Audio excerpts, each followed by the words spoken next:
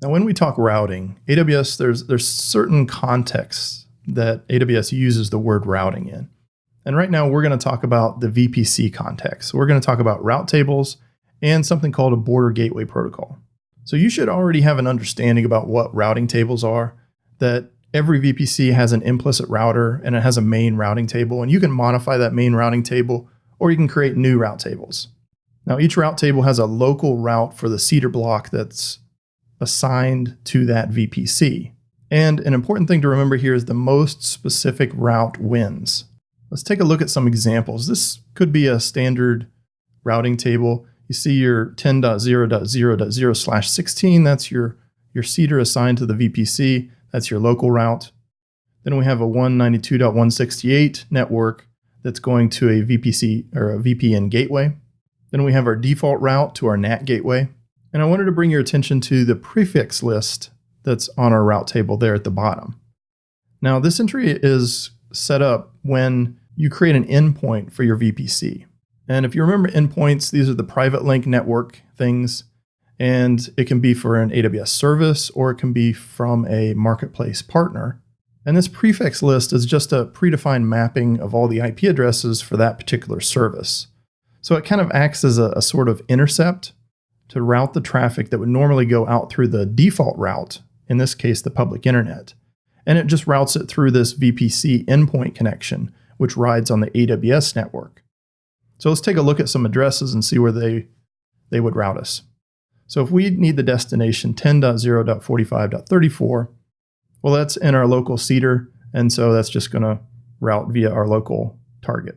64.56.34.1, well, that doesn't meet anything else on our list, so it's going to fall under the default route, and so it's going to go out our NAT gateway. We have 192.168.0.7, and that falls within the VPN gateway route. Now, if we try to go to S3 from this VPC, because we're using a VPC endpoint, that prefix list is going to intercept those requests and route those through that VPC endpoint. And as an aside, our EC2 instances are going to talk to that VPC endpoint using their private address. Now, how about this one, 10.0.255.255? Well, that's a trick question. The 255.255 is a broadcast address for our /16 subnet. And if you recall, VPCs don't support broadcast, so this guy's going nowhere. Now, if you know a bit about networking, you might have heard of some routing protocols like RIP or OSPF, or maybe even BGP, Border Gateway Protocol. Border Gateway Protocol is really popular on the internet, and it propagates information about the network and allows for dynamic routing.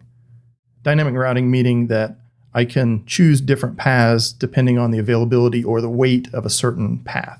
It's required for Direct Connect, but optional for VPNs. And the alternative of not using BGP is just setting up static routes. And AWS supports BGP community tagging as a way of controlling the traffic and the scope, and some large enterprise networks need that. Now, BGP is a little bit different than other routing protocols. Well, BGP runs on TCP, port 179, so that needs to be open. And it also needs some ephemeral ports. Remember these guys? Now, there's this thing called Autonomous System Number, or ASN, and that uniquely identifies each endpoint in a BGP network.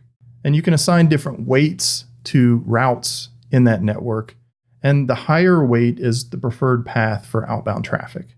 So here's an example of where we have two paths to AWS from our corporate data center.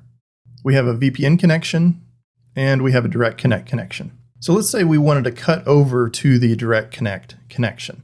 All we do is specify a higher weight to the Direct Connect connection, and then our router would take care of transitioning the traffic from the VPN connection over to our Direct Connect.